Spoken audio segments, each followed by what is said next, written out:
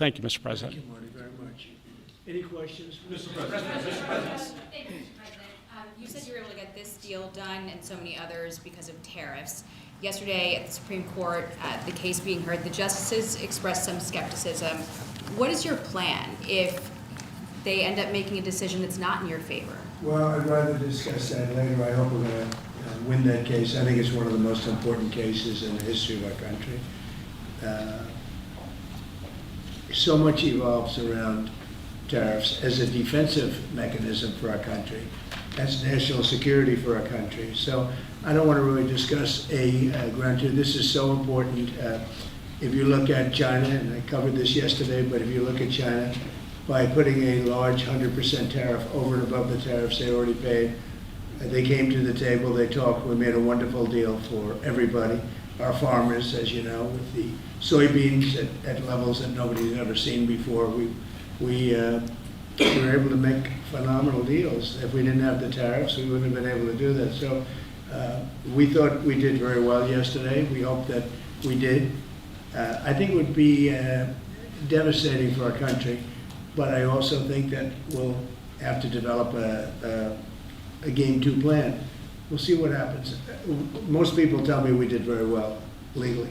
Mr. President, related to that, are you moving forward with any new tariff announcements before a decision from the Supreme Court? This is the best one, and we can do other things, but they're slow by comparison. It's like as an example with the 100%, I was able to do it instantaneously when we were threatened by the rare earths, as you know, the magnets. And I did it instantaneously. It was a matter of seconds.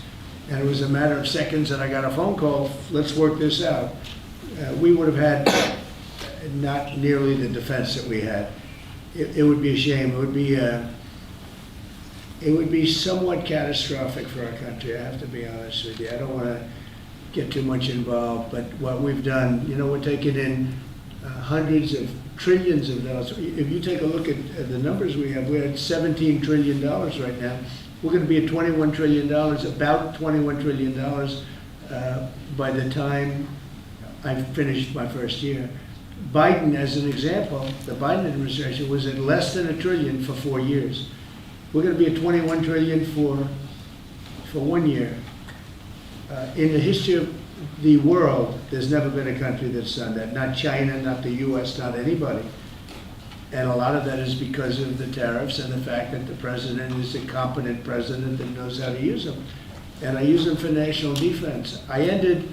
Of the 8 wars I ended, I would say 5 or 6 were ended because of tariffs. I'll give you an example. If you take a look at India and Pakistan, they started to fight. They're 2 nuclear nations. They were shooting each other. 8 planes were shot down. There was 7, now it was 8, because the one that was sort of shot down is now abandoned. And 8 planes were shot down. And I said, listen, if you guys are going to fight, I'm going to put tariffs on you. And they both went, they were not happy about that. And within 24 hours, I settled the war. If I didn't have tariffs, I wouldn't have been able to settle that war. So it's great national defense, and you have to be quick moving. You can't wait around for months and months while you're doing studies and you're doing all of this, or go back to Congress. Look at Congress. We can't even get a continuation from Congress. Think of that. How do you have to go back to Congress you have to do this spur of the moment? Because just so you understand, we're here at spur of the moment. Other countries have used tariffs that absolutely, they would have destroyed us. If I didn't come along, our country would be destroyed right now. The tariffs have made us rich in terms of national security. They've made us secure. And if you have economic strength, that's also, if you have a lack of economic strength, that's national security also.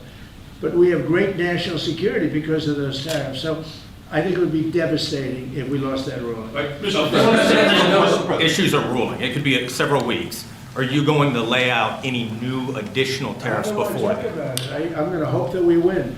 I can't imagine that anybody would do that kind of devastation to our country. We'd have to pay back trillions of dollars. We've taken in trillions. We haven't taken in billions. We've taken in trillions of dollars. We've made trade deals based on that give us, as an example, European Union. $950 billion. Japan, $650 billion. South Korea, $350 billion. Without this, we're not talking about that kind of money. And they're okay, they're satisfied, they love us, they just left. They all love us. So it's not like we're such bad people. But they were doing it to us until I came along. Now they don't do it to us, we do it to them a little bit.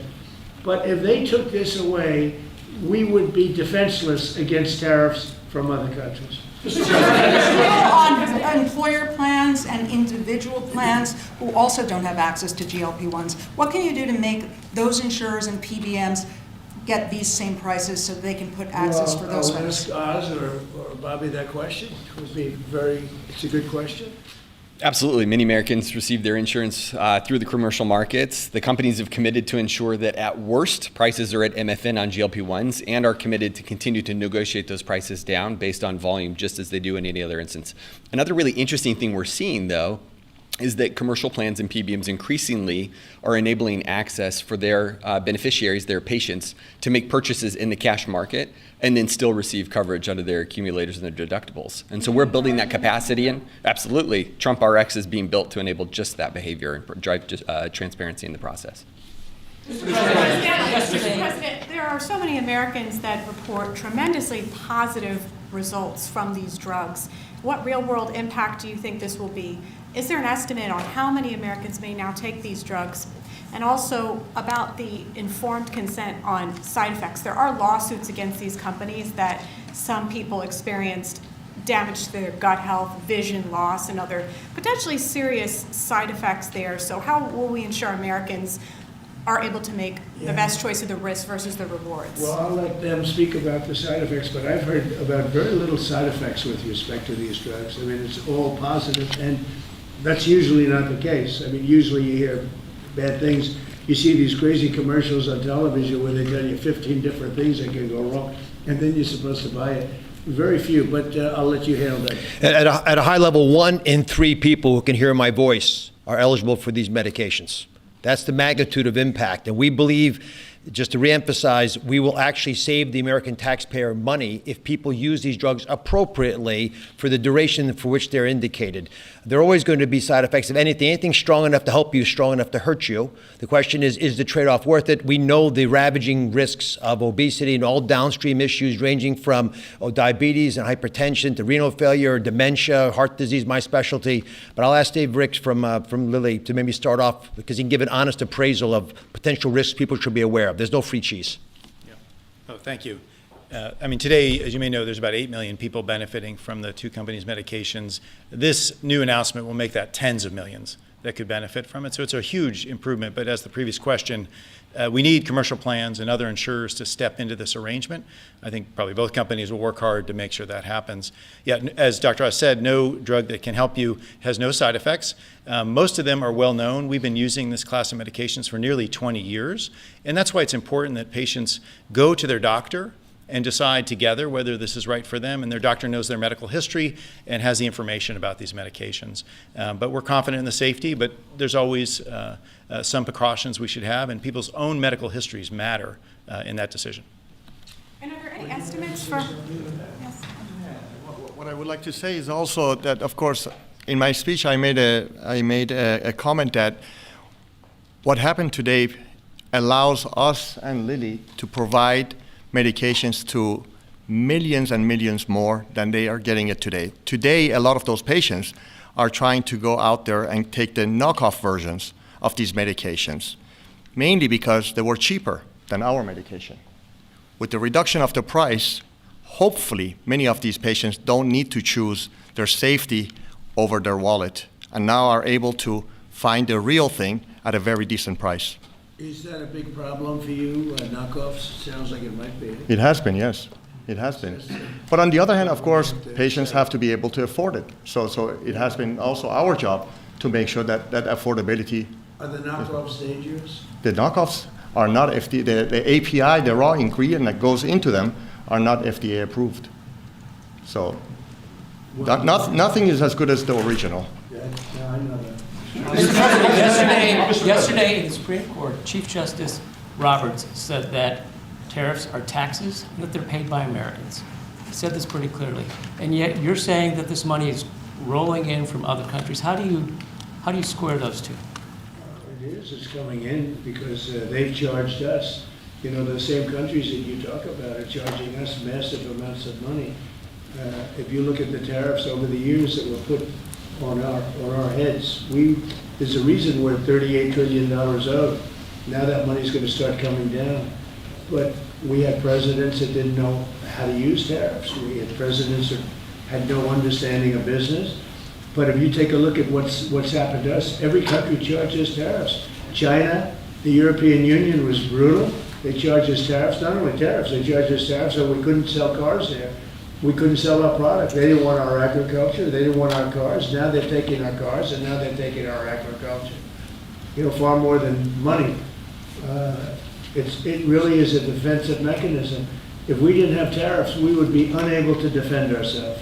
So then, do you agree then that Americans are paying those tariffs?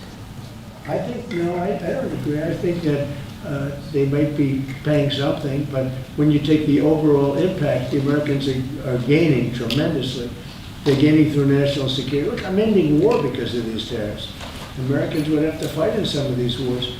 They're gaining in national security. They're gaining in economics. They're gaining in so many different ways. And they're gaining in self-respect for our own country. Other countries used to laugh at us. They would charge us tariffs. Japan was charging us massive tariffs, and yet they wouldn't allow our cars to be sold in Japan. But they were selling 9 million cars here, but they wouldn't allow one car. Not one car was sold in Japan. They don't laugh at us anymore. This is really a matter of, this is national security. And by the way, going bankrupt is national security. You know, our country was really in trouble. Going bankrupt, and the difference between going bankrupt and thriving, that's also national security. When you go bankrupt, when you don't have any money, you have no national security. And we are thriving. I mean, all this money coming into our country that I told you about, the 17 trillion as of now, but it's going up rapidly. I was in Japan, and we have Toyota is coming in with $10 billion to build plants, operated by Americans, but building plants all over the United States. Well, they left. They took our plants. They sold cars in here without tariffs. They sold cars. We didn't charge them anything. They destroyed our auto industry. We lost 50%, 54% of our auto industry to other. We used to, if you go back into the 30s and 40s, we had 100% of the automobile business. Then it started getting chopped away. But Mexico, Canada, many countries, I mean, Canada fought us very hard. The ones that don't want us to win are foreign countries that we are able now to do very well with. Those are the ones that fight it. Those are maybe people that hate our country. I think it's the most important case maybe in the history of our country. This has been a major achievement for your administration, targeting the segment of our population that needs it the most, that has the highest obesity rates. You're making it affordable. You are truly saving lives. That's coming from the viewers that we've had in that 1 hour that we took a little bit of a break. My question to you is, Walmart just pushed out a report that says this year's traditional Thanksgiving meal will cost 25% less than it did under the Biden administration, plus gas prices being down in the $2 region makes it more affordable to travel to grandma's house for this Thanksgiving. Thank you very much. It's not so much a question, it's a statement. I would have made the statement, but we have a lot of things happening, so I wouldn't necessarily have made it right now. So Walmart, to me, you know, that's AAA, came out that nobody going to influence them. I don't know them. But they just came out with a very powerful statement. They've done it for many years, that under the Biden administration, Thanksgiving meal, a Thanksgiving meal with all the trimmings costs 25% more. In other words, our Thanksgiving this year coming up will cost 25% less than sleepy Joe Biden's. Now, to me, that's better than anything there is. That's better than a poll. They've got everything included, from the trimmings and from the turkey and from everything, a lot of different items. It's 25% less this year than it was last year when he was so-called in charge. He wasn't in charge. The people around the desk were in charge. The auto pen was in charge.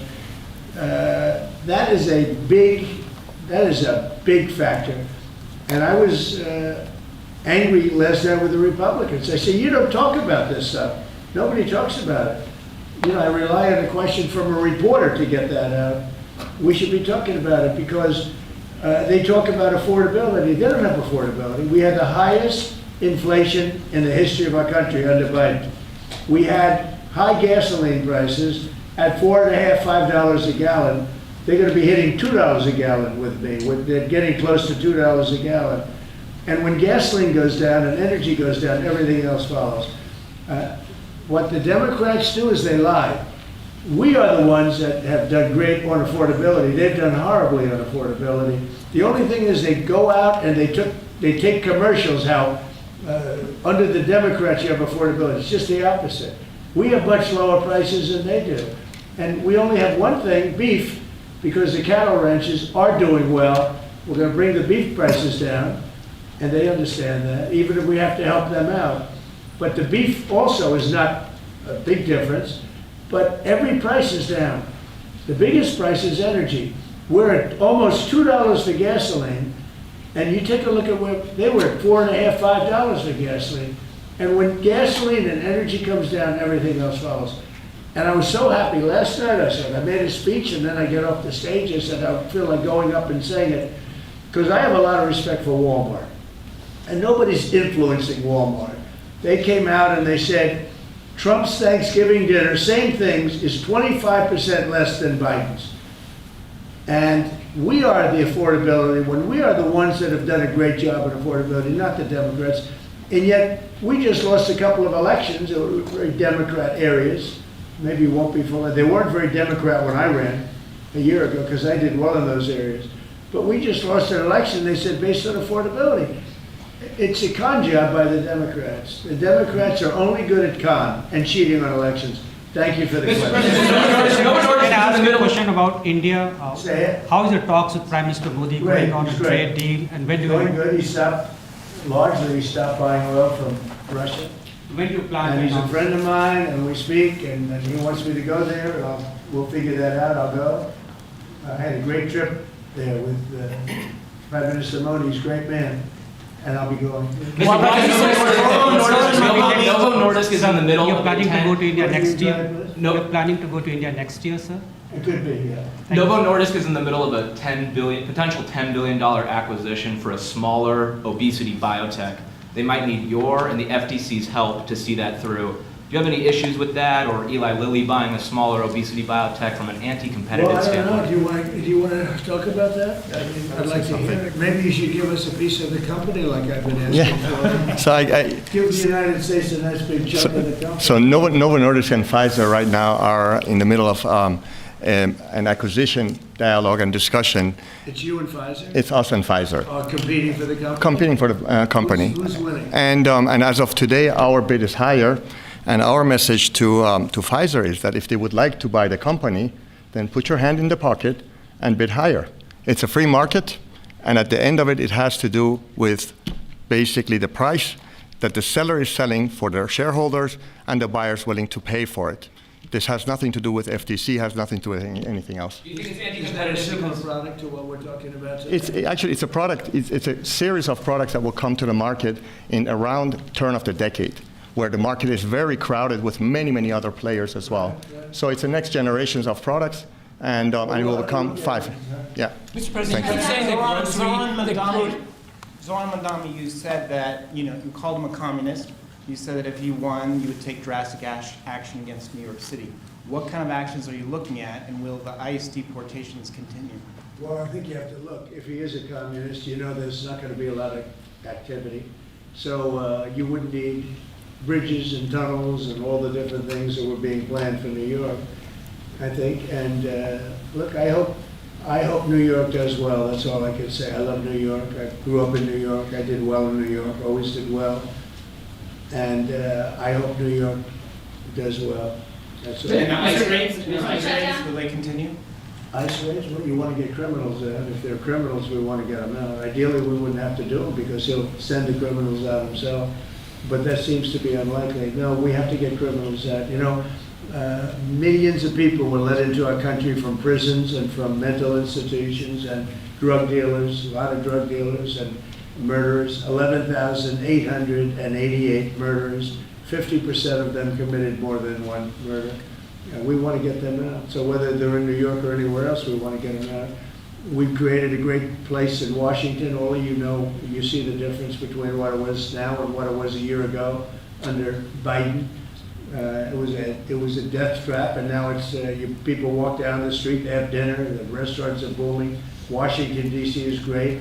I will tell you, Memphis is doing really well too. You're hearing those reports. It's companies were going to move out, they're not going to move out anymore. We've done a great job, and we've only been there for 4 weeks. So we've done a great job with that. But they have killers in New York, we want to get them out. If they have murderers, if they have people from jails that they allowed out of their jails in order to save a lot of money, we want them out of here. We want to put it back in their jails, not our jails. My question in regards to TSA. Would you ever consider privatizing TSA? That question comes to us from our viewers all the time, and I told them I would ask you. I think of privatizing a lot of things, but generally speaking, you have government, and a lot of people don't like privatizing, but some things that they really do, they work out better privatized. But it is government, and sometimes government can be better. It's something a lot of people talk about. I've heard the government, as far as air traffic controllers, is 2 thumbs up on that. I've heard from dozens of pilots who have flown the last 90 days, particularly under all the stress of the government shutdown. Right. They tell me, Brian, that is the one thing the government does right is air traffic controls. Well, we're going to do it a lot better too, because we're going to buy a new system. It's under bid right now. Bid about 4 different companies, all top of the line, like these 2 great companies, except, in a different, slightly different field. And the air traffic control equipment is 45 years old. Buttigieg spent billions of dollars trying to fix it and didn't even use the right wire. You're hooking up glass into copper, and you can't do that. If they went to a reasonably good school, they'd find out you can't hook glass into copper. And they spent billions of dollars, and it was actually made the system much worse. We're going to get rid of the entire system, put a brand new system in. It'll be expensive, but we'll have the best air control system, meaning the control towers. They'll be stripped down to the bone, and brand new equipment is being installed. And we'll give out that. It's a big contract. We'll give out that contract over the next 6 weeks. Sir, that the FAA is going to have to cut about 10% of flights at the top 40 airports because of the government shutdown. Are you at all concerned that it might not be safe to fly right now? And what do you tell people who are gearing up for Thanksgiving? Yeah, fair question. Sean Duffy announced they're cutting in certain areas 10%, and they want to make sure it's 100% safe. That's why they're doing it. Mr. President, given these modifications that are being made to air travel, the other disruptions with the government shutdown, do you think it's time for Republicans in Congress to change their negotiating position at all? In what way? To start making concessions to Democrats? Well, I think it's time for them to end the filibuster and just put everybody back to work. Vote in voter ID, vote in no mail-in voting except for military, faraway military, and people that are very sick. I'd like to see one-day voting. I'd like to see not 65 days of voting from all over the place. No, I'd like to clean up the elections. The border, we've done a great job. We have a great, strong border now. But I'd like to see new rules on immigration that can be fair and good, But rules that you'll never get, rules that they're never going to get. There's so many things we could put in, including tax cuts that we could get, and we could do it all ourselves. But to do that, you have to end the filibuster. The filibuster is, and they'll do it too. They'll immediately do it. What they're going to do is, what the Democrats will do is they're going to make Puerto Rico a state. They're going to make D.C. a state. They're going to pack the court. They're going to end up with more electoral votes. They're going to end up with 4 senators because of the 2 states. And they're going to do this 100%. They would have done it, except Manchin and Sinema got in their way. They would have done it. So if they're going to do it, I would do it. I would do it before them. And you think that the longer like Israel attacked first. That attack was very, very powerful. I was very much in charge of that. When Israel attacked Iran first, that was That was a great day for Israel, because that attack did more damage than the rest of them put together. What I'd like to see is, I'd like to see voter ID. Who wouldn't approve voter ID? The Democrats. Why wouldn't they approve it? Because they cheat. There's only one reason we don't have voter identification. And we should have it. If we got rid of the filibuster, in one day you'd have voter identification. The only reason they don't want it is because they cheat. Mr. President, ACA tax credits, there are some people on Republicans who would also like to see the ACA tax credits extended for middle-class folks who are buying insurance on their own. Where do you weigh in on that? Well, I don't weigh in, but we're looking at all of that right now. We're looking at all of it. There are a lot of great ideas out there, including for healthcare, because Obamacare is a disaster. The Obamacare premium is going to go up 17 or 18%, and that's not my fault. I didn't want Obamacare. That's the fault of the people that put it in, the Democrats. And now they want it subsidized further. But where you take it from them, you take it from a lot of other people. We could have much better health care at a much lower price. Mr. President, are you doing Grocery drug prices. pricing announcements with another company, or is this the last we're going to see About for a little what? while? About drug pricing, deals. Oh, that no, you're everybody's considering. involved, and we're going to get low pricing from, all companies are being involved. We are now going to have, with all drugs, the lowest price anywhere in the world. That's the price we're going to have. And will you have That's another called announcement? favored nations. We were stupid nations before. We paid 10 times more, sometimes 15 times more than they were paying in Europe and other places. So that was really stupid. In 2 years, Mr. President, you promised in 2 you would years, lower these will grocery go down. prices. The injectable prices will go down to $250, I believe. But American patients might still look at European prices and say these aren't quite low enough to match that. What would you say in response to people? Because as far as I'm concerned, we're at favored nations. If Europe is paying less, then now there could be other reasons. There could be a distribution, et cetera, et cetera. It's harder to get to, but outside of pretty minor things, this is favored nations. We are going to be paying the lowest price in the world, outside of some nations that are stone cold bankrupt, have no money, and people make contributions of medicines to those nations, including us. We're going to have the lowest prices anywhere in the world, and your drug prices will go down 600, 700, 800%, and I'll be given no credit for it, because I never get credit for anything, but nobody else could have done this. So how does the drug price go down? Nancy Pelosi,